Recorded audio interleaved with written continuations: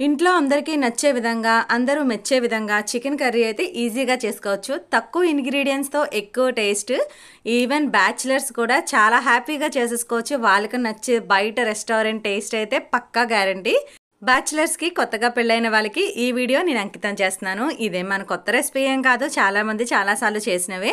But మనం చేసేవి చూస్తాం కానీ దాన్ని ఎక్స్‌పెరిమెంటల్‌లో పెట్టినప్పుడు మనం చేయగలమా, సక్సెస్ అవ్వగలమా లేదా అనే ఆలోచనలో నేను చేసే ట్రయల్స్ అనమాట. ఆ ట్రయల్స్ సక్సెస్ అయిన తర్వాత నేను మళ్ళీ ఇంకొకసారి చేసి వీడియో షూట్ చేసి నేను మీతో షేర్ చేస్తున్నాను. ముందుగా అయితే ఒక 3 కేజెస్ చికెన్ అయితే తీసుకున్నాము. 3 కేజెస్ చికెన్ బాగా వాష్ చేయాలి. చాలా బాగా వాష్ చేయాలి. నా వీడియోస్లో నేను ప్రతిసారి చెప్తాను, బ్లడ్ లేకుండా వాష్ చేయండి. బ్లడ్ లేకుండా వాష్ చేసిన తర్వాత మ్యారినేషన్ ప్రాసెస్ ఇదైతే ఖచ్చితంగా ఒక 2 అవర్స్ ఉంటే చాలా బెటర్. బట్ నాకు టైం లేక నేను ఓన్లీ 45 మినిట్స్ మాత్రమే ఉంచాను. ఆ 45 మినిట్స్లో కూడా చాలా బాగా వచ్చింది. 2 అవర్స్ వెయిట్ చేయగలిగితే ఇంకా టేస్ట్ అనేది అద్దరిపోతుంది. బాగా వాష్ చేసి పక్కన పెట్టిన చికెన్లో పసుపు, సాల్ట్, అలాగే కారం మనకి ఎంత కావాలో అంత సరిపడగా యాడ్ చేసుకోండి. మళ్ళీ మనం కర్రీలో కారం అయితే యాడ్ చేయము. ఓన్లీ ఈ పీసెస్కి యాడ్ చేసిన కారం యాడ్ చేసిన తర్వాత కర్రీకి సరిపడా అల్లం వెల్లుల్లిపాయ పేస్ట్. నేను అల్లం వెల్లుల్లిపాయ పేస్ట్ కూడా దానికి సరిపడగానే వేస్తున్నాను. చికెన్ అంత ఉంది కదా అని చెప్పి మనం అల్లం వెల్లుల్లి పేస్ట్ కూడా దానికి తగ్గట్టు ముద్దలా ఏం వేసుకోవాల్సిన అవసరం లేదు. అల్లం వెల్లుల్లిపాయ పేస్ట్ అనేది మనకి నీచు వాసన రాకుండా కర్రీ కొంచెం టేస్ట్ రావడానికే కాబట్టి మనం చూసుకొని యాడ్ చేసుకోండి. అలాగే కసూరి మేతి యాడ్ చేసుకోండి. కసూరి మేతి కూడా యాడ్ చేసి ముక్కలకు అన్నిటికీ ఉప్పు, కారం బాగా కలిసేలాగా మనం చేత్తోనే బాగా కలుపుకోవాలి. మనం కావాలితే ఇక్కడ కొంచెం ఆయిల్ కూడా యాడ్ చేసుకోవచ్చు. బట్ నేను అప్పుడే ఫ్రెష్గా వాష్ చేశాను కదా, నాకు కొంచెం ఆ తడి సరిపోయింది. సో నేను ఆయిల్ అంతా కర్రీలో వేద్దామని డైరెక్ట్గా ఇక్కడ పెరుగు అయితే యాడ్ చేశాను. 3 కేజెస్ చికెన్కి నేను 1/2 లీటర్ పెరుగు అయితే వాడాను. అది కూడా పెరుగు ఒక్కసారి కలిపేసుకోకుండా కొంచెం కలుపుకొని ఫస్ట్ బాగా కలుపుకొని ముక్కలన్నింటికి బాగా మసాజ్ చేయాలి. ఇక్కడ మెయిన్ ప్రాసెస్ ఏంటంటే మనం కలపడానికి పైన కలిపేసి వదిలేసామనుకోండి, పీసెస్ అన్నిటికీ ఆ మసాలా పట్టదు. అలాగే ఆ పెరుగు కూడా గెడ్ల కింద అక్కడక్కడ అలా ఉండిపోద్ది. సో వన్స్ ఒకసారి మనం పెరుగు సగం వేసి కలిపిన తర్వాత ఇంకోసారి మళ్ళీ పెరుగు యాడ్ చేసుకోండి. ఇక్కడే మనకు కొంచెం ఉప్పు, కారం కూడా చూసుకోండి. మసాలా అంతా మనకి తెలుస్తుంది. మనకి వంట చేసే వాళ్ళకి కొంచెం లైట్గా టేస్ట్ చూసినప్పుడు మనకి తెలుస్తుంది అనమాట. సో అలా తెలిస్తే చూసుకోండి. లేదంటే 3 కేజెస్ చికెన్కి నేను ఇక్కడ 4 స్పూన్స్ వరకు సాల్ట్, అలాగే ఒక 8 స్పూన్స్ వరకు కారం వేసాను. కారం ఎలా అంటే మనం చూసుకొని మన ఘాటు, మనం తినే ఘాటే కాకుండా కారం కూడా ఎలా ఉందో చూసుకోవాలి. నేను ఇక్కడ వాడింది ప్యాకెట్ కారమే కాబట్టి సో పర్వాలేదు, అంత ఘాటేం లేదు. ఒక 8 స్పూన్స్ దాకా వేసాను. అలాగే పెరుగు, 1 లీటర్ పెరుగు ప్యాకెట్ అది, దాంట్లో నేను 1/2 లీటరే వాడాను.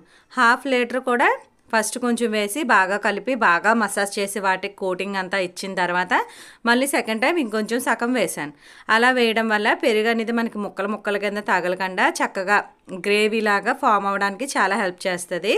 ఇలా కలిపి మ్యారినేట్ చేసుకున్న ముక్కలు ఒక 2 అవర్స్ పాటు పక్కన ఉంచండి. ఫ్రిడ్జ్లో కూడా పెట్టాల్సిన అవసరమే లేదు. బట్ నేను 45 మినిట్స్ మాత్రమే ఉంచాను. ఇంకా ఆయిల్ చూసారు కదా ఎంత వేసానో, వెయ్యాలి. కర్రీకి ఈ ఆయిల్ ఖచ్చితంగా వేయాలి. ఎందుకంటే 3 కేజెస్ చికెన్ మనకి బాగా ఉడకాలి, పచ్చి వాసన ఉండకూడదు. అలాగే మనకి మసాలా గ్రేవీ అంతా కూడా బాగా వేగాలంటే ఈ మాత్రం మనం కొంచెం వేసుకోవాలి. ఇక్కడ నేను ఆనియన్స్ యూస్ చేసింది ఒక 3 ఆనియన్స్, 3 టమాటాలు, అలాగే ఒక గుప్పెడు, చేతికి మన అరచేయి మందం అంత గుప్పెడు జీడిపప్పులు నానబెట్టేసుకొని ఒక 5 to 10 మినిట్స్ నానబెట్టుకొని అవి పేస్ట్ చేసి మళ్ళీ పైన కొంచెం పెద్దులపాయ అయితే 1, చిన్నులపాయ అయితే ఒక 2 తీసుకొని సన్నగా కట్ చేసుకొని అవి కూడా బాగా దోరగా వేయించుకోవాలి. వేయించిన తర్వాత మళ్ళీ ఇక్కడ కొంచెం అల్లం వెల్లుల్లిపాయ పేస్ట్, మీకు అర్థమయ్యే విధంగా జింజర్ గార్లిక్ పేస్ట్ అనమాట. ఇది అక్కడ వేసింది ముక్కలకి, ఆ ముక్కల టేస్ట్ కోసం, ఇక్కడ వేసింది గ్రేవీ టేస్ట్ కోసం. సో చూసుకొని మర్చిపోకుండా మళ్ళీ యాడ్ చేసుకోండి. ఒకవేళ అక్కడే ఎక్కువ యాడ్ చేసేస్తే ఇక్కడ తగ్గించేయండి, లేదంటే ఇక్కడ మొత్తానికి స్కిప్ చేసేయండి. ఎందుకంటే ఈ చికెన్ అంతా మళ్ళీ ఆ గ్రేవీలో ఆ ఆయిల్లో బాగా వేగుతాయి కాబట్టి సో ప్రాబ్లం ఏమీ లేదు. యాడ్ చేసుకుని పలమైతే అటు కొంచెం ఇటు కొంచెం యాడ్ చేసుకుంటే ఇటు గ్రేవీ టేస్ట్ వస్తుంది, ఇటు ముక్కలు కూడా చాలా టేస్ట్ వస్తాయి. ఇప్పుడు మనం మ్యారినేట్ చేసి పెట్టుకున్న మొత్తం ముక్కలన్నిటిని ఈ గ్రేవీలో వేసేయండి. గ్రేవీ వేసిన తర్వాత హై ఫ్లేమ్ మీద ఒక 5 నుంచి 10 నిమిషాలు హై ఫ్లేమ్ మీద ముక్కలన్నీ కూడా బాగా వేడెక్కాలి. బాగా వేడెక్కి ఇలా వాటర్ అంతా ఊరిన తర్వాత కొంచెం కరివేపాకు వేసి ఇప్పుడు సిమ్లో ఆ కర్రీకి తగ్గట్టు ఆ గిన్నెకి తగ్గట్టు మంట సిమ్లో పెట్టాలి. హై ఫ్లేమ్ కాకుండా సిమ్లో పెట్టి ఒక 15 to 20 మినిట్స్ ఉడికించండి. అప్పుడు పీసెస్ అనేది బాగా ఉడుకుతాయి.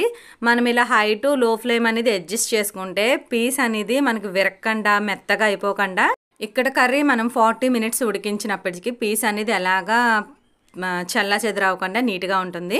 నేను మ్యాక్సిమం బయట మసాలాలు చాలా తక్కువ వాడతాను. వాడితే మటుకు ఎవరెస్టే వాడతాను. ఎవరెస్ట్ వాడి ఈసారి కర్రీ టేస్ట్ ఇంకాస్త ఎన్హాన్స్ చేశాను అనమాట.